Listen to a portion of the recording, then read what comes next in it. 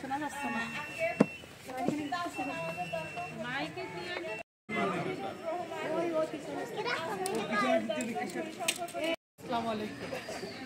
উপস্থিত আছেন আমার ঝিনাইদহ জেলা মহিলা দলের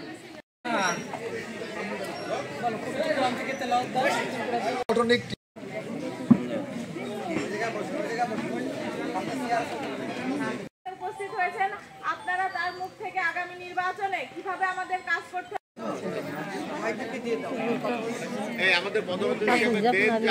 আগামী দিনে যে নির্বাচন হবে যেভাবে আপনারা মাঠে কাজ করবেন সেদিক নির্দেশনা দেবে আমাদের বাংলাদেশ জাতীয়তাবাদী দল বিএনপির পক্ষ থেকে এমপি হিসাবে আমরা তাকে ঘোষণা না শুনতে পাবো ততক্ষণ পর্যন্ত আমাদের